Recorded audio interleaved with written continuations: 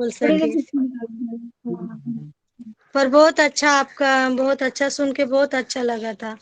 मतलब एक प्रेरणा मिली हमें भी, मुझे भी, कि मतलब कैसे करना चाहिए, क्या करना चाहिए। हरे कृष्णा और गुरु मुझे ये बहुत अच्छा लगता है आपका कि इतनी छोटी उम्र में आप आ गए भक्ति में। मैं खुद को सोचती हूँ कि बहुत लेट हो गया मुझे यहाँ तक पहुँचने में, आने में।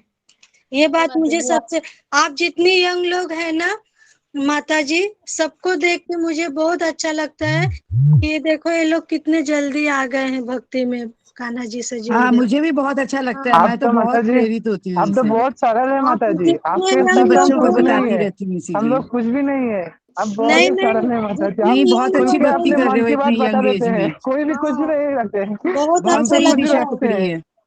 बहुत बहुत लेट हुआ, जल्दी बहुत मुझे सही तो दिशा बहुत पकड़ी है। ज्यादा लेट हो गया आने में, बहुत लेकिन ज्यादा। सुधा माता जी, रागनी माता जी, मेरे को तो लगता है कि आप में मतलब बहुत वो है कि आप लोग इस उम्र में पोते नाती का बहुत मोह होता है लोगों को, लेकिन आप कृष्ण प्रेम से जुड़े हैं तो ये बहुत बड़ी बात है। नहीं नहीं, नहीं ऐसा कुछ नहीं ये है। कहने की सब चल बात रहा है। है जिंदगी में। वो उनकी वो अपनी जगह टाइम है, अलग था भगवान जी अपने कि हैं। जब नाती पोते भी बहुत प्यार करते थे, और बेटे बहू बेटियां दामाद भी। लेकिन आज का जनरेशन अलग है। आज के जमाने में सब स्वार्थी है। मैंने देखा है मेरे यहाँ पे मतलब बहुत ओल्ड एज लेडीज हैं, तो माता जी हैं हरे तो कृष्ण माता जी, हरे कृष्ण माता जी, मतलब हरे कृष्ण प्रेम माता जी, इतना है अपने हरे कृष्णा। बेटे बहू परिवार से कि मतलब हरे वो कृष्ण कहीं माता जी। वॉइस जाती है रिकॉर्ड ना हो रहा है। तो पहले बोलती है अरे ये लोग कैसे रिकॉर्डिंग हो रहेंगे। रहा है ना? हम्म। Sorry sorry. तो मैं हाँ हाँ। सोचती हूँ मतलब इतनी एज में भी लोगों से मोह नहीं छूट रहा है। वो हरे उनको, कृष्णा, दंडवत प्रणाम सभी भक्तों को। हरे कृष्ण मोहन प्रभु जी, हरे कृष्ण कृष्ण। कृष्ण प्रभु जी, पंचांग दंड प्रणाम। प्रणाम। दंडवत प्रणाम सभी भक्तों को, दंडवत प्रणाम। हरे पंचांग प्रणाम सभी भक्तों को। हरे कृष्णा कृष्ण प्रभु जी, हमें भी एक बार मंगल आरती करने के लिए सुजग मिलेगा, प्लीज निवेदन है। हरे कृष्णा सभी भक्तों दंडवत को, प्रणाम विनोद बिहारी हरे प्रभु जी। कृष्णा सभी भक्तों को मेरा पंचांग प्रणाम। हरे कृष्णा। कृष्ण मोहन प्रभु जी, हरे कृष्णा। अ, आज ना मेरी गुड़िया कल इसका एडमिशन हो गया था। आज वो फर्स्ट टाइम स्कूल जा रही है। आप सभी इसको आशीर्वाद दीजिए कि वो अपने अच्छे से स्टडी करे। गुरु जी का आशीर्वाद तो नहीं, मेरी बात अभी होगी। तो अभी तो बहुत छोटी है वो। हमारे यहाँ मोटा मोटा बनाते जैसे ये लोग बनाते हैं, 15 छोटा छोटा, हरि उसमें बोल। मुझे स्वाद भी। आप सभी का आशीर्वाद चाहिए। कितने साल की आपकी बेटी टिंकू जी माता टिंकू जी? माता जी। अभी दो 2 साल माता जी कितने साल की आपकी बेटी? 2.5 साल की माता जी अभी तो। 2.5 साल की है तो अभी तो प्ले में ही अभी होगी। तो उसको बेचारी को आप टेंशन दे रही हो पढ़ाई का, उससे और अच्छा। तो ये को हैंडल करना घर पे बड़ा मुश्किल हो गया मेरे लिए। अच्छा, तो आपने उसको प्ले में भगा दिया। चलिए बहुत कोई बहुत नहीं, अच्छा है, सीखेगी, बहुत अच्छी बात है। साथ ही साथ आप उसको कृष्ण भक्ति भी सिखाइए। माता जी हो तो चलो आप सबकी कृपा चाहिए। हरे कृष्णा कृष्ण कृष्ण हरे हरे, हरे राम राम राम हरे हरे। हरे कृष्णा हरे प्रणाम कृष्ण गुरु गुरु जी। जी, हरे दंडवत कृष्ण, प्रणाम। हरे राम हरे गुरु जी पंचांग हरे प्रणाम, कृष्ण, हरे हरे कृष्ण। कृष्ण, हरे कृष्णा गुरु हरे हरे जी, कृष्ण, पंचांग पंचांग प्रणाम। प्रणाम हरे गुरु कृष्णा जी। से भक्तों को पंचांग हरे प्रणाम। कृष्ण, हरे कृष्णा गुरु जी। हरे हरे कृष्ण हरे गुरु जी कृष्ण, पंचांग। हरे कृष्ण, हरे कृष्णा। हरे कृष्णा सबको। ओम अज्ञानतिमिरान्धस्य ज्ञानाञ्जनशलाकया चक्षुरुन्मिलितं येन तस्मै श्री गुरुवे नमः। जय श्री कृष्ण चैतन्य प्रभु नित्यानंद, श्री अद्वैत गदाधर श्रीवासादि गौर भक्तवृंद। हरे कृष्णा कृष्णा कृष्णा हरे हरे, हरे राम राम राम हरे हरे। ओके, हरे कृष्णा। गुरु जी पंचांग सबका स्वागत है। जी जी, पंचांग। हरे कृष्णा सबको जी। हरे कृष्णा। तो आज हमारा आखिरी लेक्चर रहेगा राधानाथ स्वामी महाराज के बारे में। तो इसके लिए आज हम बिना प्रेयर से शुरू करते हैं, मंगल आरती से ही। और कल हम शिला प्रभुपाद लीलामृत शुरू करेंगे जहाँ पर हम रुके हैं। और उसके बाद हम कुंती महारानी की शिक्षाएं, श्रीमद् भागवतम का जो पहला स्कंद है उसमें से हम कुछ सीखने का प्रयास करेंगे।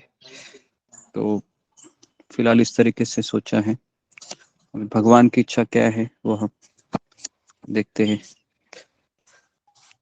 तो मैंने स्पिरिचुअल काउंसलिंग ग्रुप में कुछ इमेजेस भेजे हैं, तो आप उसमें देख सकते हैं।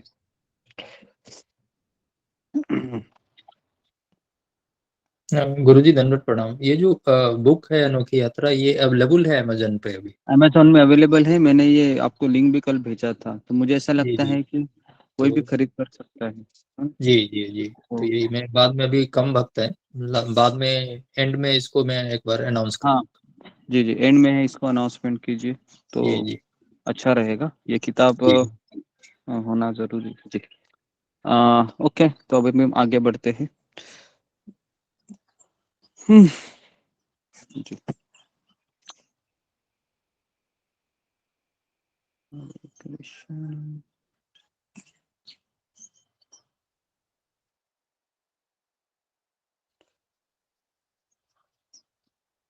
जी, तो कल हमने देखा था कि राधानाथ स्वामी महाराज जी ये यूरोप के बॉर्डर तक आते हैं। उनको एक आवाज आता है जब वह क्रीट ऑफ ऑयल ऑफ क्रीट इस जगह पर जाते हैं। तो कोई मुझे बता सकता है कि कल हमने क्या चर्चा किया था, कहाँ से हम शुरुआत किए थे और किस तरीके से हम रुके थे? कुछ मैंने कल चीजें भी बताई थी कि किस तरीके से जब हमें रास्ता मिलता है तो मुश्किलें बढ़ जाती हैं। काफी सारा चीज मैंने कंपैरिजन करके आपको कल बताया था इस समय जी। तो जी, कौन बताएंगे कल हमने क्या चर्चा किया था? आश्चर्य।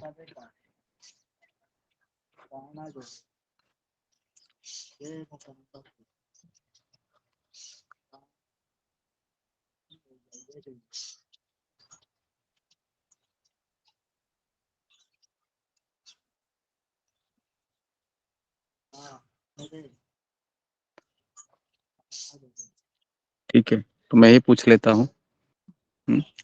जी, तो बताइए सबिता कुमारी माता जी, क्या तुमने कल सुना? गुरुजी कल हम ज्वाइनिंग नहीं हुए थे क्योंकि मेरा फोन चार्ज नहीं था। ओके, उसके बाद रीता प्रसाद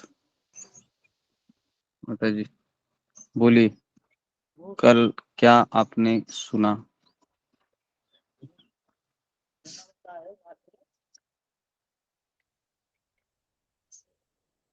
सुन रहे हैं? हाँ या ना में जवाब दीजिए रीता प्रसाद माता जी। हाँ, हरे कृष्णा हाँ, गुरु जी, प्रणाम। हाँ, मैं सुन रही थी, मैं उसके लिए नहीं सुन पाई थी, उधर चली गई थी और ये ईयरबड्स नहीं लगाई थी। कुछ बोले क्या? हाँ मैंने ही बताया था कल, क्या हमने सुना था आपने बताइए। ओ जी, सुनी थी गुरु जी, लेकिन थोड़ा हमें याद नहीं है, याद नहीं क्षमा है? करो जी। हरे कृष्ण गुरु जी, मैं कुछ थोड़ा इस समय बताऊंगी। एक्चुअली बहुत थोड़ा काम में बिजी रहती हूँ ना, इसलिए ओके जी, रिवाइज नहीं कर पाई हूँ। ठीक है। क्षमा करो। उसके बाद जी, विकास निगम प्रभु, विकास निगम। उसके बाद दंडवत प्रणाम गुरु जी। हाँ, हरे कृष्ण। एटलीस्ट एक, गुरु जी कल, हाँ हरे कृष्ण गुरु हाँ जी। बोलो।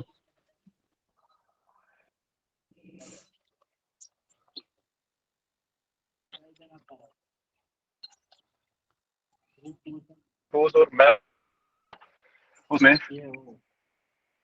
और वो सारी चीजें आप बता रहे थे उसमें। जी ठीक है, उसके बाद फिर हरे कृष्ण आपका गुरु आवाज जी, नहीं आ रहा है। मुझे हरे कृष्ण गुरु जी। हाँ बोलो वृशाली। आपने कल बताया था कि फ्लोरिडा जंगल में महाराज जी बैठे थे, हारमोनियम बजा रहे थे। 19 साल के थे वो, और उनके पीछे से एक लड़की आई थी, वो हारमोनियम बहुत देर तक सुन रही थी। उसका नाम इराई इराई का जी इराई था। आयरीन जी। और वो बहुत दिखने में सुंदर भी थी। और वो उसने कहा कि महाराज जी से कि आप बहुत ही अच्छा हारमोनियम बजा रहे हैं।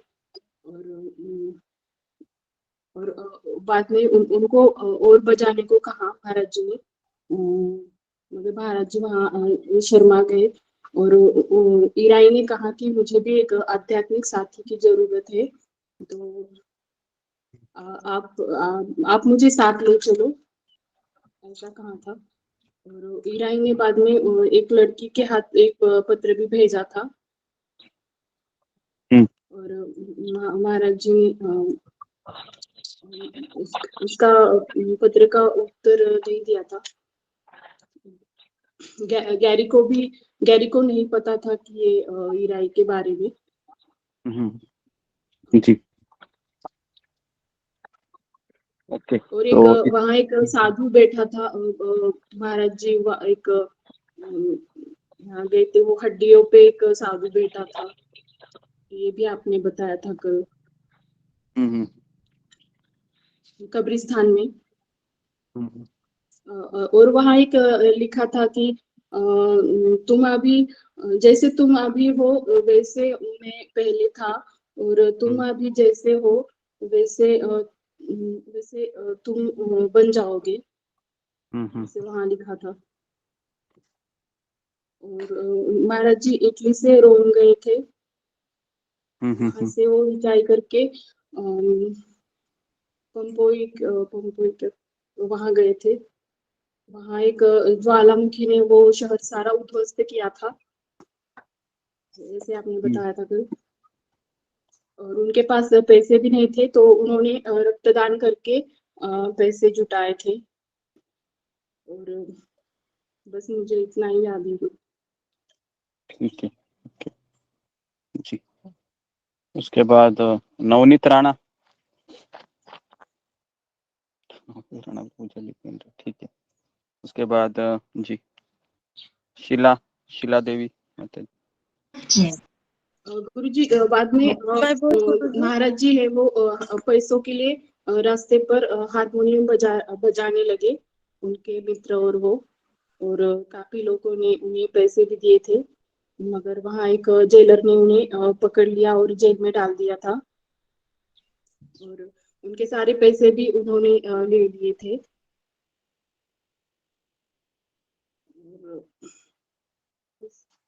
और इजराइल में जाने के लिए गैरी के मन में एक आवाज आई कि तुम्हें इजराइल जाना है और महाराज जी को इंडिया जाना है, ऐसे उनके अंदर से भगवान ने आवाज दी थी। एक आपने बताया था कल। जी जी ओके। और टर्की में ना महामारी फैली हुई थी उस वक्त, ये बताया था आपने। जी ठीक है, तो अभी हम आगे बढ़ते हैं। क्या हो रहा जी। तो अभी हम देखिए, मैंने आपको कुछ तस्वीरें भेजे हैं। हम यूरोप और एशिया के बॉर्डर में अभी राधानाथ स्वामी महाराज, अगर आप देख सकते हो तो यहाँ पर है राधानाथ स्वामी महाराज अभी। जी ये यूरोप और एशिया का बॉर्डर है, इस्तांबुल। आपको दिख रहा है एक जगह, एक नाम है इस्तांबुल करके। तो ये यूरोप है, ये एशिया है। तो इस तरीके से अभी इस्तांबुल में क्या होता है वो हम देखते हैं। जब हमने सीमा सुरक्षा कर्मी से इस्तांबुल का मार्ग पूछा तो उसने एक सुनसान रास्ते की ओर संकेत कर दिया। ठीक है, तो महाराज कह रहे थे कि हम रास्ता पूछ पूछ के जा रहे थे, और वह रास्ता पूर्वी थ्रेस की पहाड़ी एवं उपजाऊ देहाती इलाके की ओर जा रहा था। चलते चलते मैंने पहली बार एक मस्जिद का बुर्ज देखा। बुर्ज मतलब आपको पता है, जो ऊपर वो रहता है ना, एकदम इस तरीके से मस्जिद देखा होगा आपने, ऐसे ऐसे शेप में रहता है उसको। तो उसको बुर्जा कहते हैं, बुर्जा। तो मस्जिद के गुंबद और शिखारों ने मुझे प्रभावित किया और मैं भगवान का यह घर देखकर रोमांचित हो उठा। सड़क पर कोई यातायात नहीं थी। इस्तांबुल अभी भी 150 मील दूर था। अब क्या करें, खड़े खड़े हम सोच ही रहे थे कि कैसे अपनी मंजिल तक पहुंचे कि एक पुराना ट्रक खड़ खड़ करते हुए हमारे पास आकर रुक गया।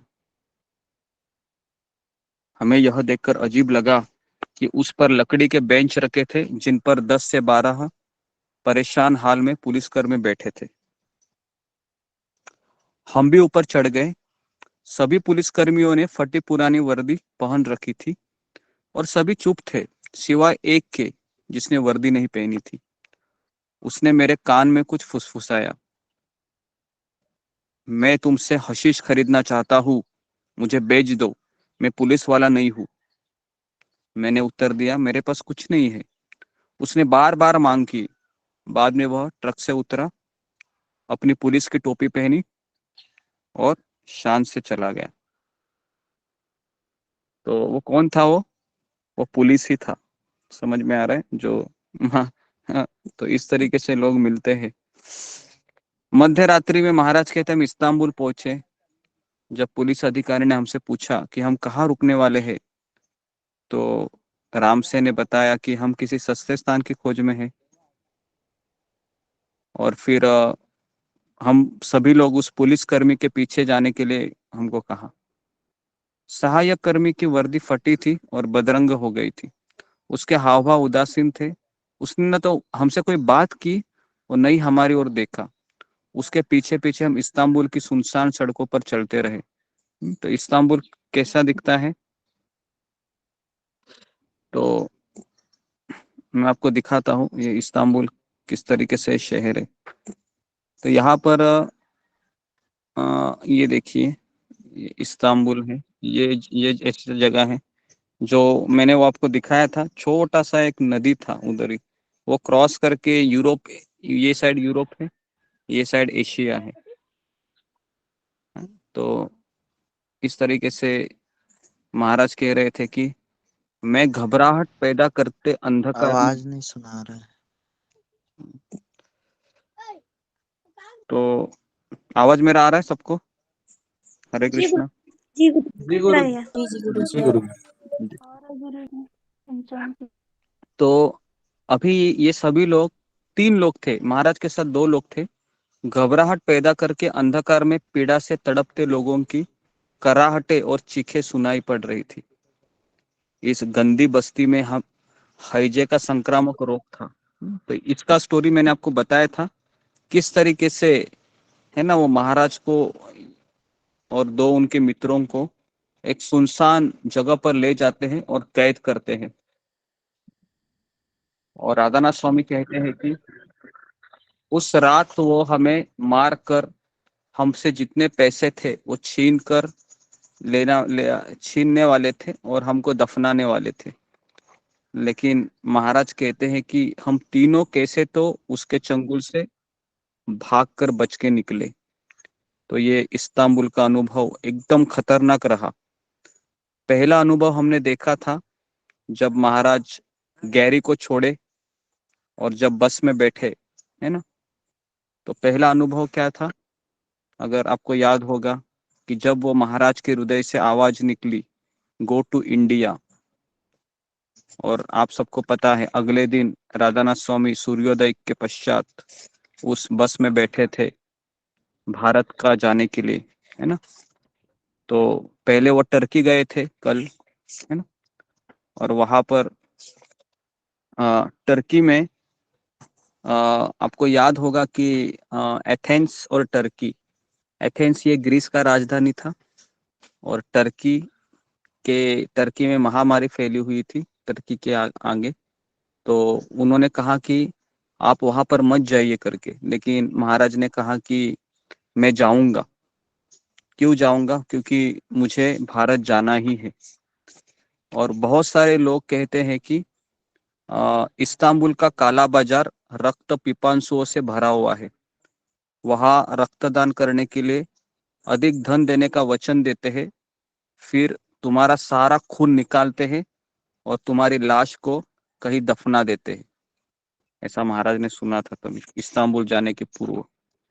तो यहाँ पर हमने ये सीखा था कि जब हम किसी भक्ति मार्ग पर जाते हैं, हमारे यहाँ इतना तो परीक्षा नहीं होगा, क्योंकि ऐसा कहा जाता है कि ठीक है। तो मेरा यहाँ पर पहला प्रश्न है अभी कि हर एक साधक के जीवन में परीक्षा ये किसके अनुसार होती है?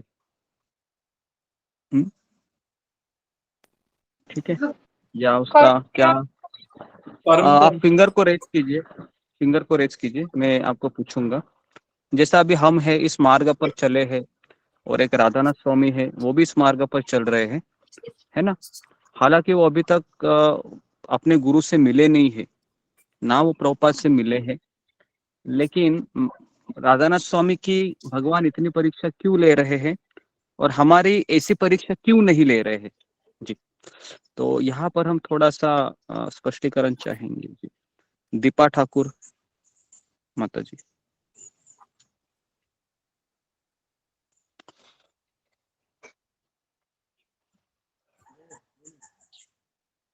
उसके बाद सुनील झा, नंदिनी झा। हरे कृष्णा गुरुजी, पंचांग प्रणाम। हरे कृष्णा सभी भक्तों को पंचांग प्रणाम। गुरुजी, हम अभी शुद्ध भक्त नहीं है, हम तो साधना कर रहे हैं और हमारी अभी उतनी हैसियत नहीं है। और राधानाथ स्वामी एक शुद्ध भक्त थे, वो गोलोक धाम से आए थे और भगवान जानते थे कि इनसे बहुत महान कार्य होने वाला है, इसीलिए उनकी परीक्षा लेते थे। और भगवान जिसे अपना बेटा मानते हैं, जिसे अपना सब कुछ मानते हैं, भगवान कहते हैं कि मैं उन्हीं से परीक्षा लेता हूँ जिसे मैं अपना मानता हूँ और जिसे मैं बहुत बड़ा बनाना चाहता हूँ, उसी से मैं परीक्षा लेता हूँ, ताकि मेरे इस संसार जाने कि मेरे भक्त मेरे सामने आने के लिए कितना परीक्षा देना पड़ता है। मैं सबसे थोड़ी ना परीक्षा लूंगा जा करके, मुझे किसी दूसरे से क्या काम, मैं उनसे परीक्षा लेता हूँ जो ऐसे भगवान कहते हैं कि मैं तो तुम्हें जानता हूँ कि तुम कितने अच्छे हो, लेकिन ये दुनिया तुम्हें नहीं जानता। हम दुनिया को दिखाने के लिए तुमसे परीक्षा लेते हैं कि दुनिया तुम्हें जाने। बस गुरु जी। ओके, ठीक है, ठीक है जी। उसके बाद जी रूमा साहा। गुरु जी, इसलिए भी होते हैं क्योंकि हम में उतना श्रद्धा भरोसा शायद नहीं होती और उतना परीक्षा देने की हिम्मत भी नहीं होती, क्योंकि उनको पता होता है अगर हमें इतना कठोर परीक्षा लेंगे तो शायद हम पीछे हो जाएंगे, उस मार्ग से हम आगे नहीं जाएंगे। क्योंकि वो चीज जो होता है जो गुरुजी के मिला है और वो लक्ष्य उनके अंदर, वो जो थे भावनाएं, जो मुझे कैसे भी करने भगवान को प्राप्त करने हैं, आगे बढ़ना है, तो ये चीज है जो ये सब में नहीं होती है। उसके लिए बहुत ही ज्यादा श्रद्धा और एक चीज होनी चाहिए, लक्ष्य, जे बस उसके वही है, वही पाना है, वही चीज लेना है, उसके अलावा कुछ नहीं। तो जो वो चीज हमारे अंदर शायद नहीं है, बिल्कुल भी नहीं है। ओके, ठीक है। तो ओके, और हम कुछ 2-3 लोगों को पूछते हैं जी। उसके बाद जी रागिनी गुप्ता माता जी।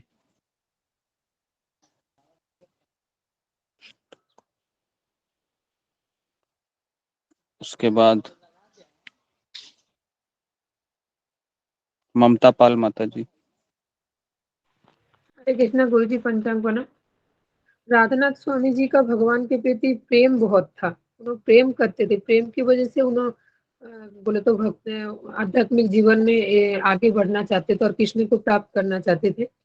और हमारे इसमें वो प्रेम नहीं है हमारे कृष्ण के प्रति, इसलिए हमारे जीवन में अभी तक उतना कष्ट नहीं आया, लेकिन जब हम वो प्रेम स्तर पे आ जाएंगे तब हमारे जीवन में भी कठिनाई आ जाएंगे, बाद में हम प्राप्त कर सकते हैं, वो भी कुछ गारंटी नहीं है। ओके, कष्ट प्रेम स्तर पर आते हैं। ओके जी। उसके बाद राधिका सिंह माता जी। जी गुरु जी, एक्चुअली उनका ना मतलब समय ये था, भगवान उनको प्रिपेयर कर रहे थे, तो उनका प्रिपरेशन बड़ा तेज चल रहा था। और भगवान प्रिपरेशन के टाइम में ये देख रहे थे कि ये व्यक्ति हर एक टेस्ट को पास कर रहे हैं, मतलब उनका समर्पण भाव ज्यादा था, इसलिए भगवान उनकी और भी परीक्षा ले रहे थे ताकि वो प्रिपेयर भी हो जाए, उनका समर्पण भाव की टेस्टिंग भी हो रही थी एक तरीके से। लेकिन हमारा उतना नहीं होता है, बिकॉज हम मतलब उतने समर्पित नहीं हैं। ठीक है, प्रिपरेशन जी। नेक्स्ट नवनीत राणा। जी, हरे कृष्णा, दंडवत प्रणाम गुरु जी। तो पहला तो ईश्वर का कृष्ण का मेन उद्देश्य रहता है वो कि इधर उधर ना भटके जो है, तो इसीलिए कष्ट देते हैं। गीता में भी है कि ये घंटे वर्तनते पार सर्व, मतलब जैसी जैसी इच्छा करेंगे, जैसी शरणागति वैसे वैसे ही जो है, मतलब ताकि जो है शरणागति उनकी बनी रहे, कुल मिलाकर इधर ना भटके जो है, तो इसीलिए जो है समस्या देते हैं। तो उनकी जिज्ञासा पहले से कहीं ज्यादा थी और हमेशा इसी की चिंतन थे कि मुझे कुछ चाहिए, इसीलिए जो अंदर से आवाज भी आ रही थी भारत चलना, भारत चलो भारत जाओ, तो उसीलिए जो उनके लिए ज्यादा कष्ट आ रहे थे कुल मिला के। हरे कृष्ण जी ओके। तो जी, तो देखिए अभी यहाँ पर जो एक चीज है कि फर्स्ट स्टैंडर्ड का बच्चा है और 10th स्टैंडर्ड का बच्चा है और ग्रेजुएट का बच्चा है, तो मुझे बताइए तीनों का क्वेश्चन पेपर सेम रहेगा या अलग रहेगा? अलग रहेगा गुरुजी। अलग रहेगा। तो ठीक है, तो राधानाथ स्वामी महाराज है वह ग्रेजुएशन की एग्जाम दे रहे हैं और हम कौन से स्टैंडर्ड में बैठते हैं? KG pre primary. Pre primary, तो प्री प्राइमरी में एग्जाम है वह ज्यादा बड़ा नहीं होता है, बराबर है। प्री प्राइमरी में छोटा सा एग्जाम होता है ना। और एग्जाम पास होने के बाद क्या हमको राहत मिलती है? तो ऐसा भी नहीं है, फर्स्ट स्टैंडर्ड का एग्जाम देना है, बराबर है ना। फर्स्ट स्टैंडर्ड का एग्जाम पास होने के बाद क्या हमको राहत मिलती है? वैसा भी नहीं है। फिर सेकंड स्टैंडर्ड का एग्जाम, तो ठीक है, तो आपको समझ में आ रहा है मैं क्या बताना चाह रहा हूँ? तो हमारा एग्जाम है ये होता रहेगा, ओके। तो इसके लिए हमको क्या करना चाहिए? तो हमें तैयारी करनी चाहिए और भगवान से ये हमेशा प्रार्थना करते रहनी चाहिए कि हे कृष्ण, अगर आपकी इच्छा है कि इस परीक्षा को मुझे सहन करना ही है, आप चाहते हैं, तो मैं इसको झेल लूंगा या मैं झेल लूंगी, है ना। बस यही प्रार्थना करनी है।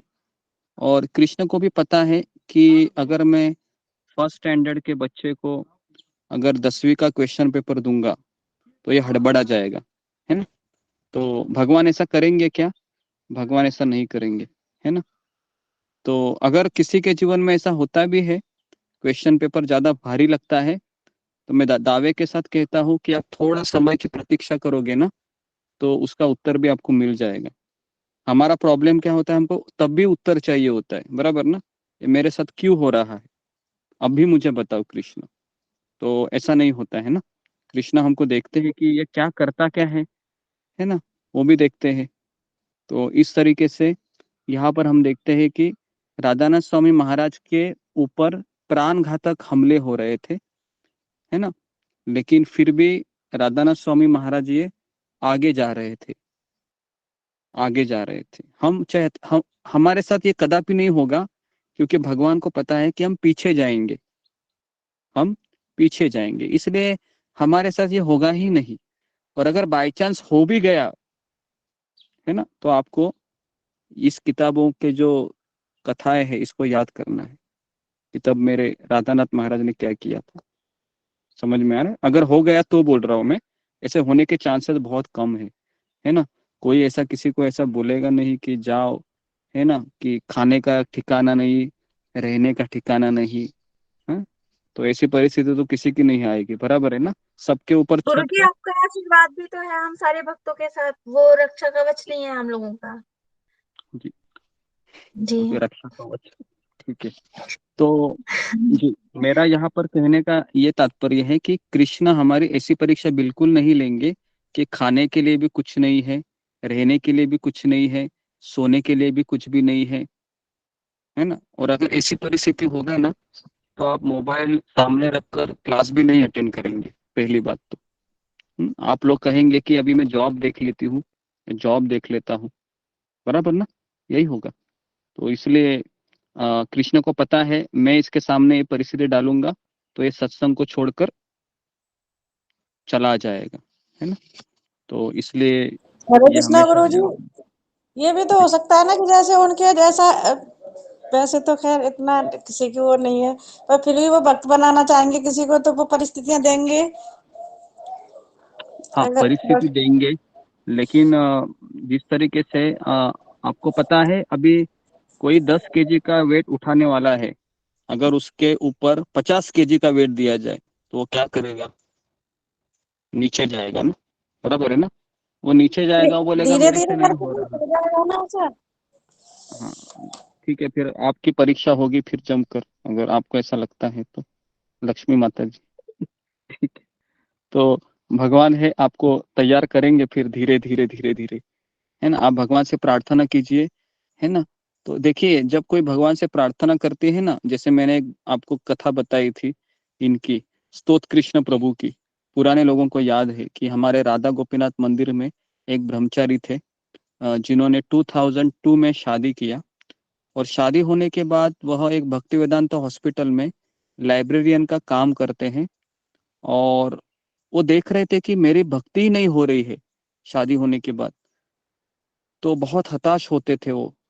तो उन्होंने भगवान से प्रार्थना किया, भगवान मुझे ऐसी कुछ बीमारी दो ताकि मैं भक्ति में गंभीर हो जाऊं। तो उनको फिर कैंसर हो गया, उनको कैंसर हो गया। और जब उनके गुरुदेव राधानाथ स्वामी महाराज को पता चला कि इसको कैंसर होने के बाद भी ये राधा गोपीनाथ मंदिर में अपने प्राण छोड़ने के लिए इच्छा कर रहा है, तो गुरु महाराज अमेरिका से आए, 2004 की ये बात है, और उन्होंने महाराज के हाथ में, अपने गुरु के हाथ में हाथ देते हुए शरीर छोड़ा उन्होंने।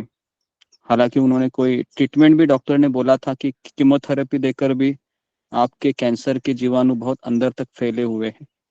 और उनकी पत्नी थी, वो भी प्रेग्नेंट थी। जब उनको लास्ट स्टेज था, 1 ही महीना था, तो उनको बेटी हुई थी। उस बेटी को भी पिताजी के चरणों में रखा था, तो दिखने में भी वह उनके जैसी थी। और इस तरीके से उन्होंने शरीर छोड़ा, स्तोत्र कृष्ण प्रभु, है ना। ये 2004 की बात है, और मैं 2003 में आया था भक्ति में। तो मेरे लिए ये बहुत अजीब ही अनुभव था, मैं कुछ समझ नहीं रहा था कि क्या हो रहा है, लेकिन अभी मैं समझ रहा हूँ कि भगवान श्री कृष्ण है ये। अगर किसी को जल्दी से जल्दी जाना है तो ऐसी परीक्षाओं से जाना पड़ता है, लेकिन हम सबको पता है कि एक साधारण व्यक्ति ऐसे नहीं जा सकता, बराबर है ना। साधारण भक्त नहीं जा सकता, क्योंकि वो हड़बड़ा जाएगा ऐसा होगा तो। ठीक है, तो इसके लिए कभी ऐसा मत सोचिए कि मेरे जीव, लेकिन एक चीज ये भी है कि जब तक भगवान एकदम असहाय अवस्था में नहीं डालेंगे, तब तक क्या आपके हृदय से पुकार निकलेगी कृष्ण के लिए? नहीं निकलेगी, बराबर है ना। अंदर से आवाज आएगी क्या? वो एकदम, आपने देखा है जब बच्चा कैसे रोता है जब उसकी माँ दिखाई नहीं देती है? किसी ने देखा है बच्चों के आंखों में जब उसकी माँ नहीं दिखती है तो ऐसा वो ढूंढता रहता है हर जगह पर अपनी माँ को। समझ में आ रहा है ना। हाँ, अजामिल ने भी भगवान को कैसे पुकारा था? वो नारायण बच्चे को पुकारा था, लेकिन वो भी उसने असहाय अवस्था में पुकारा था। तो अभी मुझे बताइए, अगर आपके पति अच्छे हैं, आपका बच्चा अच्छा है, घर में किसी की कमी नहीं है, तो क्या आवाज आएगा ऐसे? बताओ मुझे, आवाज नहीं निकलेगी आएगा, क्या? नहीं आएगा गुरुजी। नहीं गुरुजी, नहीं आएगी, नहीं, आवाज नहीं आएगी। नहीं आएगा ना।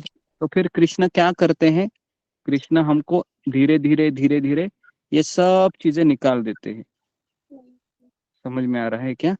अभी निकालने के बाद अगर आप मुझे फोन करके बोलेंगे कि परेशानी हो गई है, मैं क्या करूं, तो अभी ये मेरा काम है क्या? ये कृष्ण ने ही किया है आपके जीवन में, तो मैं क्या कर सकता हूँ अभी? बराबर है ना। क्या हो रहा है पता है आपके जीवन में?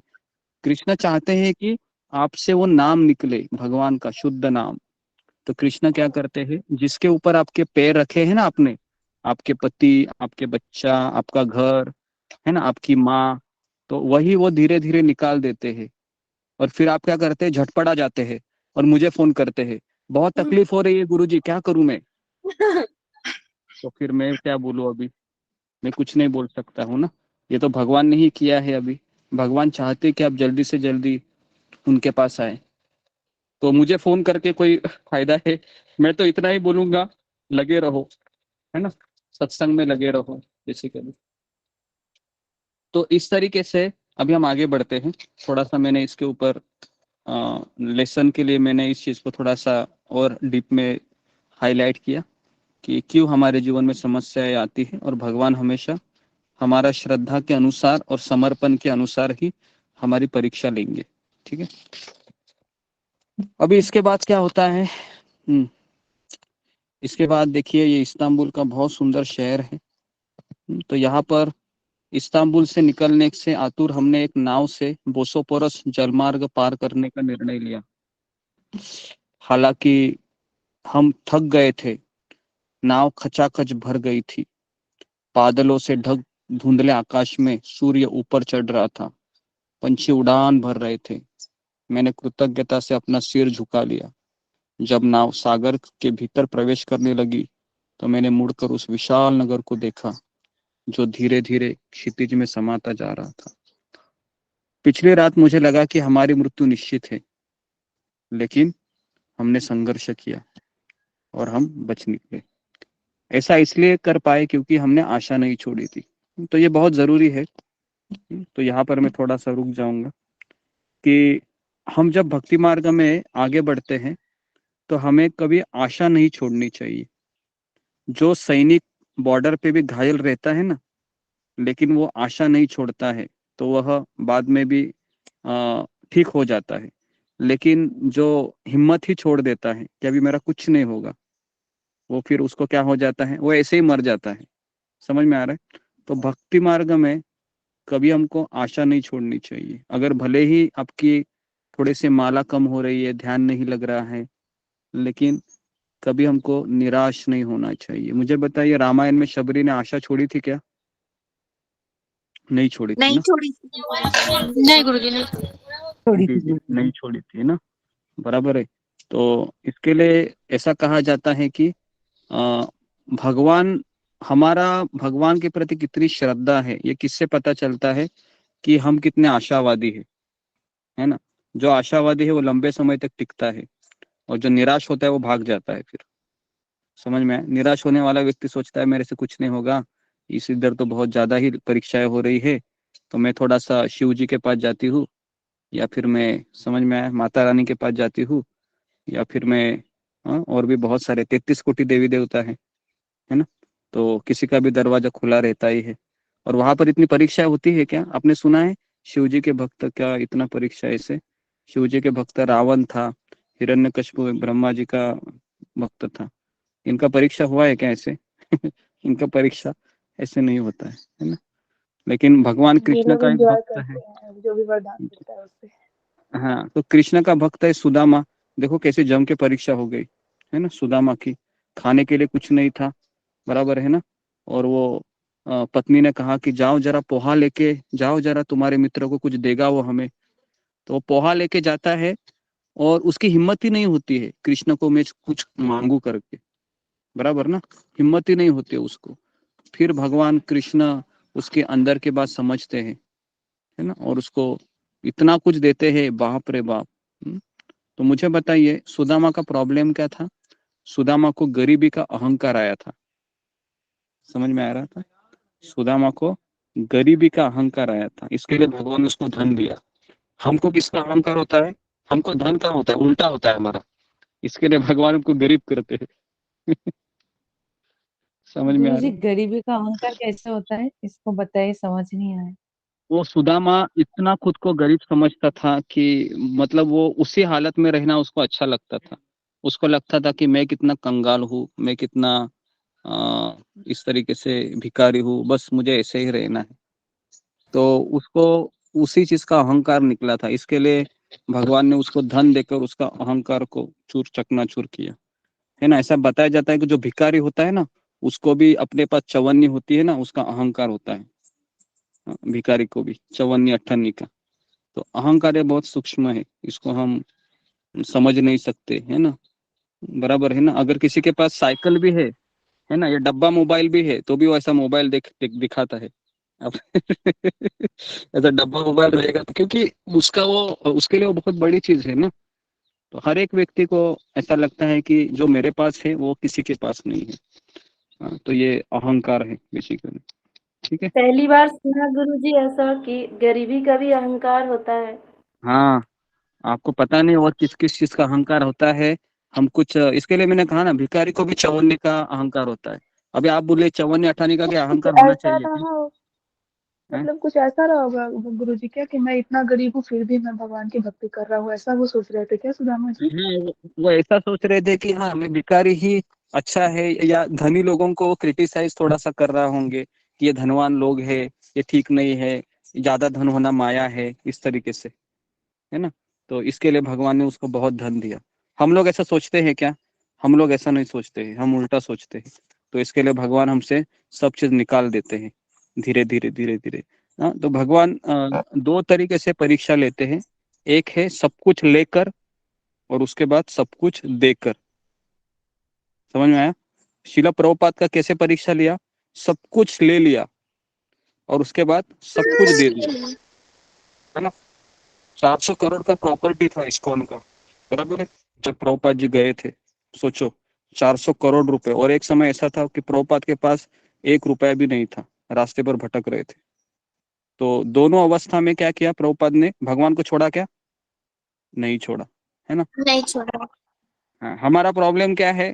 हमको अगर मान लो कि 1 करोड़ की लॉटरी लग गई, तो मैं दावे के साथ कहता हूँ कि एक दिन आप सत्संग में आएंगे नहीं, थोड़ा सा चौपाटी बीच या कुछ बीच घूमने जाएंगे थोड़े समय के लिए। हो सकता है ऐसे। ठीक है। तो इसके लिए भक्त को हरे कृष्णा गुरु आशावादी जी, ऐसे होना। फिर पापा जी कह रहे थे क्या नाम जो करती रहती है तुझे 1 करोड़ रुपए मिल गए ना तो 3 दिन तक नींद नहीं आएगी, सब छूट जाएगी बराबर। तेरी पूजा पाठ। हाँ, इसलिए अभी हमको भगवान 1 करोड़ नहीं देते। भगवान को पता है कि ये कहाँ क्या करेगी इसकी। ठीक है। तो अभी हम आगे बढ़ते थे। तो कभी भी हमको आशा नहीं छोड़नी चाहिए, आशावादी होना चाहिए हमेशा, है ना। अगर आप देखोगे, जब कंस मार रहा था देवकी को बाल को पकड़ के, तो वसुदेव जी निराश नहीं हुए। वसुदेव जी देख रहे थे कि कंस ने देवकी के बाल को पकड़ा है और दूसरे हाथ से तलवार निकाली है।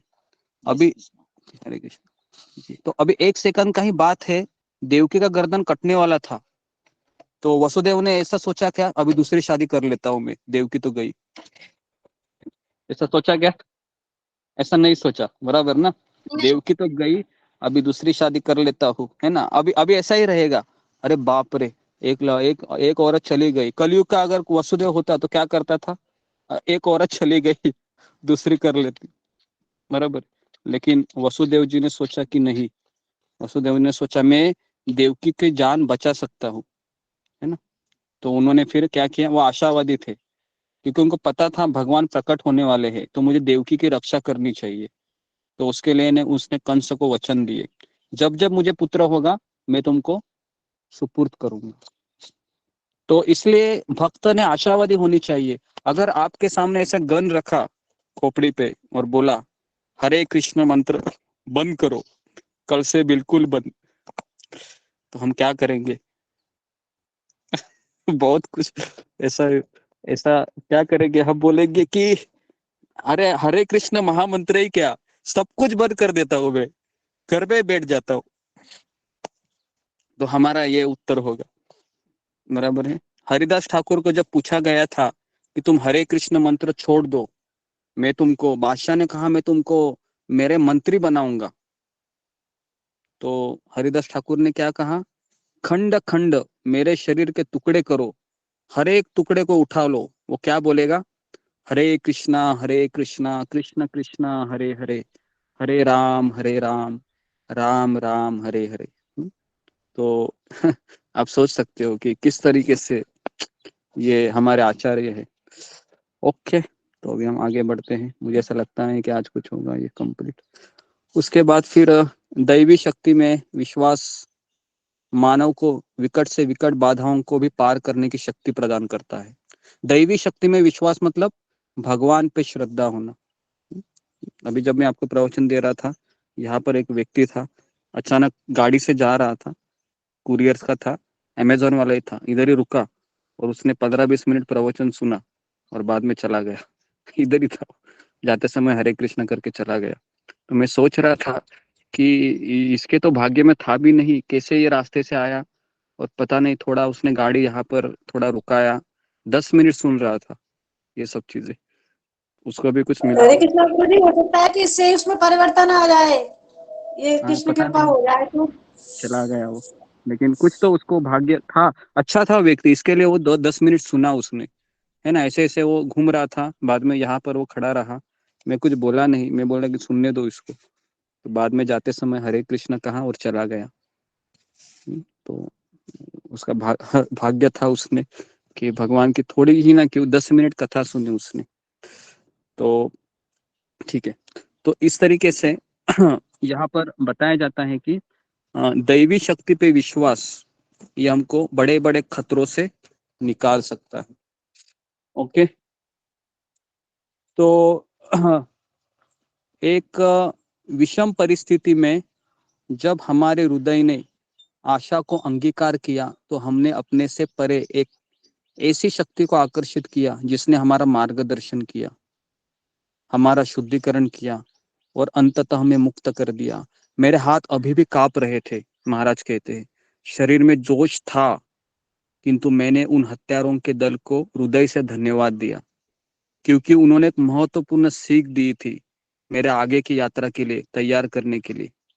तो ये एक चीज होती है, जब कोई हमारा शत्रु भी होता है ना, वो हमें तैयार करता है, पता है, हमको तैयार करता है आगे की लड़ाई के लिए।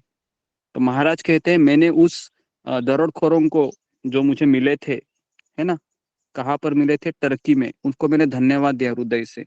उसी तरह महाराज ने मुंगूस को भी धन्यवाद दिया था, पता है, नेवला को, जो महाराज के ऊपर चढ़ा था, सर के ऊपर, महाराज ने उस नेवले को भी धन्यवाद दिया। आप सोच सकते हो कि कोई व्यक्ति शत्रु को धन्यवाद दे सकता है क्या? नहीं दे सकता, वो तो मुझे पीड़ा दे रहा है। लेकिन आप जब इस किताब को हम पढ़ रहे हैं, तो हम यही देख रहे हैं कि महाराज परेशानियों को धन्यवाद दे रहे हैं। महाराज परेशानियों को धन्यवाद दे रहे हैं। हम परेशानियों को धन्यवाद देते हैं क्या? हम नहीं देते। हम कहते हैं कि तू क्यों आई मेरे जीवन में, चली जा यहाँ से, बराबर है, हम इस तरीके से बोलते हैं। तो प्रॉब्लम कहाँ है? प्रॉब्लम उस उस कष्ट में है या उस संकट में है? नहीं, उसमें नहीं है। प्रॉब्लम हमारे में है, हमारे रवैये में है। हमारी चेतना को हम बदलना चाहिए कि जिस तरह से बड़े बड़े ऋषि मुनियों ने स्वागत किया है परेशानियों का, अगर हम वैसे रवैया अपनाएंगे तो ये परेशानी हमको लगेगी ही नहीं। कई लोग मुझे बोलते हैं कि जब तक आपका सत्संग चलता है ना, तब ऐसा लगता है कि पूरी शांति है दिमाग में। जैसे ही सत्संग खत्म होता है, ऐसा लगता है कि सारी परेशानी वापस आ गई। तो मेरा मेरा उनको उत्तर है कि इतना सुनने के बाद आपको समझ में आना चाहिए कि परेशानियों का स्वागत करना है। परेशानी ऐसे दार को नोक करती है, टक टक टक टक, मैं आ गई, और हम क्या करते हैं, दरवाजा फाड़ करके, तुम क्यों आ गई, चले जा, खड़ करके, है ना, ये हमारा रवैया होता है ना। लेकिन हमें क्या करना चाहिए, परेशानियों को कहना है, आप अंदर आ जाइए, बैठिए, कुछ चाय बिस्कुट लाओ, क्या दूध लाओ, समझ में आ रहा है, स्वागत करना चाहिए, आ जाइए आ जाइए, ठीक है। तो इस तरीके से महाराज ने उसको धन्यवाद दिया। उसके बाद फिर महाराज कहते हैं कि फिर मैं तेहरान में स्वस्थ होने पर पश्चात, थोड़ा सा महाराज कह रहे हैं कि मैं उधर बहुत बीमार हो गया और कुछ हफ्ते के लिए मैंने उधर विश्राम किया, और उसके बाद वापस अपनी यात्रा को मैंने जारी रखा। उसके बाद मुझे निःशुल्क तेहरान में मुझे एक बस ने छोड़ दिया। हम 3 लोग थे, राम से था और एक जेम्स था और मैं। तो इस प्रकार उनके साथ रहकर हमने तुर्की की सीमा पार करके ईरान में प्रवेश कर दिया। सीमा पर बने भव्य अप्रवासी भवन के अंदर हमने शाह का चित्र देखा, जो लगभग पूरी दीवार के आकार का था। वहां पर अमेरिकी सरकार द्वारा एक नोटिस लगा था, जिसे पढ़कर हम गंभीर हो गए। ईरान में हशीश या अफीम रखना, ये सजा उसकी मौत है। पकड़े जाने पर अमेरिकी सरकार कुछ नहीं कर सकती। तो इस तरीके से हशीश और अफीम, अगर आप सऊदी अरेबिया में जाओगे या वो गल्फ एरिया में घूमोगे ना, तो वहां पर ये चीज ज्यादा रहती है। हाँ, हशीश और अफीम, इसका ज्यादा वहां पर स्मगलिंग होता है ना। ये बात है 1970 की, अभी 50 साल हो गए उसको। आप सोचिए अभी वो क्या होता होगा वहां पर। तो ये जगह है तेहरान।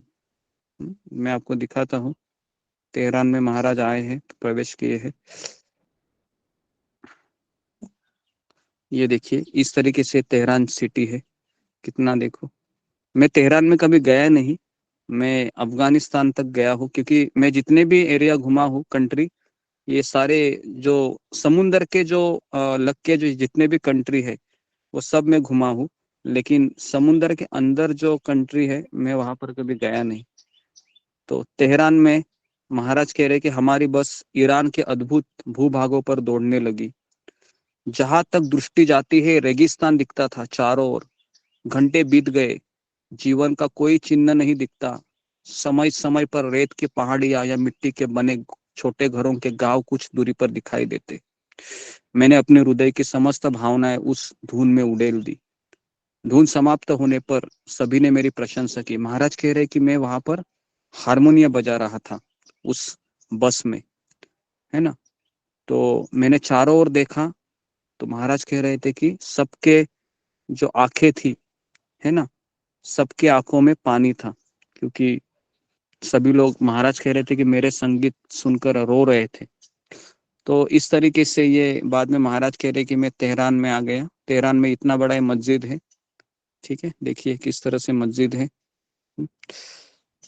तो ये है मशहद, ईरान। ईरान का ये जगह है, ईरान में है। उसके बाद ये मैप है, किस तरीके से महाराज आ रहे हैं। ईरान, उसके बाद अफगानिस्तान, है ना। उसके बाद ईरान के देहातों में घूमते हुए हम मशहद में आए, जो मुसलमानों का तीर्थ स्थल था। तो महाराज कहते हैं कि मैं कमर तक लंबे बालों वाला एक अमेरिकी युवक, जिसने बंद गले का टी शर्ट और पतली धारीदार जीन पहनी थी, अपने बारे में कह रहे। मस्जिद के सामने अकेला बैठकर मैंने कुरान को पढ़ता था और फिर ध्यान करता था। एक सज्जन ने मुझे दूर से देखा और मुझ में रुचि लेते हुए मेरे पास आए। लगभग 40 साल का था, है ना। उसने पगड़ी पहनी थी और उसने मुझे परिचय देने में उसने मुझे कहा कि मेरा नाम इब्राहिम है, मैं इस मशाहत का निवासी हूँ। तो मैंने भी आदर से अपना सिर झुकाया। तो महाराज कहते हैं कि मैंने उस इब्राहिम से पूरा मुसलमान धर्म का अभ्यास किया मशाहद में, ईरान में। फिर महाराज कह रहे थे कि अनाज की बोरियों से लदे ट्रक से पीछे बैठकर मैं अफगानिस्तान की सीमा पर पहुंचा।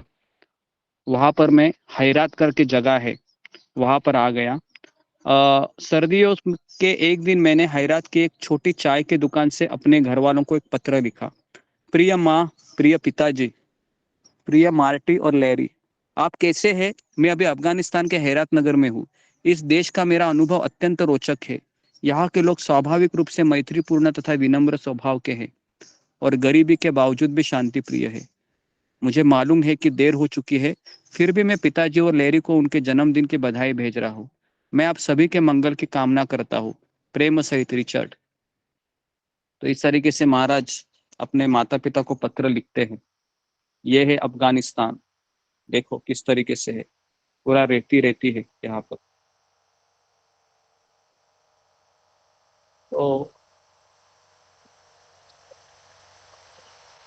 महाराज कहते हैं कि हैरात में मैं ऊंट की सवारी पर एक बस डिपो पहुंचा। वहां से कंधार जाने के लिए बस पकड़ी। तो महाराज कह रहे कि मैं कंधार में आ गया। उसके बाद यहाँ पर वो कंधार है। धीरे धीरे महाराज आ रहे थे।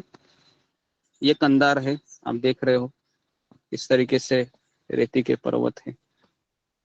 ये नेवला है, दिख रहा है आपको? नेवला स्क्रीन में दिख रहा है, कैसा है दिखता है? देखो जी गुरुजी दिख रहा है। जी जी गुरुजी दिख रहा कितना है। कितना बड़ा है, देखो ये तो ये महाराज के सर के ऊपर 7 घंटे था, 6 से 7 घंटे। महाराज कहते कि लगभग वो आधी रात को चढ़ा था 11 बजे और सूर्योदय के पहले किरण को उसने नींद लिया था। ये तो तो बहुत ये बड़ा है गुरुजी, कैसे रुक गया सिर पे? हाँ ना, ऐसे तो एक्चुअली महाराज कह रहे थे कि मेरे सर के ऊपर एक टाइम बॉम्ब था और महाराज के बाल बहुत बड़े थे, जिस तरीके से लेडीज के बाल होते हैं ना, पूरे कमर तक आते थे महाराज के बाल। तो इन बालों के ऊपर सो गया। ये जो नेवला का जो लीला है ये कंदाहार में हुआ था, अफगानिस्तान में। तो इसके लिए मैंने यहाँ पर केवल, एक्चुअली ये नहीं है वो नेवला मैं आपको दिखा रहा हूँ, इससे शायद छोटा भी हो सकता है, लेकिन शायद किसी ने देखा नहीं होगा। ये एक्चुअली देखने को नहीं मिलता है, बराबर ना? ये देखने को मिलता है नेवला, मिलता है, देखा है आपने? कभी कभी होता है गुरुजी, कभी कभी। मेरे घर पे रोज आते हैं, मेरे घर पे रोज आते हैं। अच्छा, रोज आते हैं। देखा जंगल रोज आते हैं। जी पर गुरुजी ठीक है। नेवला गुरुजी जहरीला को होता है, हटाने का तो प्रयास क्या था? करते तो डर लगता है, मतलब काटने का डर था। जी हाँ, ये नेवला इतना जहरीला होता है ना कि ये सांप को भी मार देता है, जी तो गुरुजी। ये बहुत डेंजरस है ये। और गांव घर में लोग बोलते हैं गुरुजी कि जहाँ नेवला रहता है वहाँ सांप नहीं रहता है।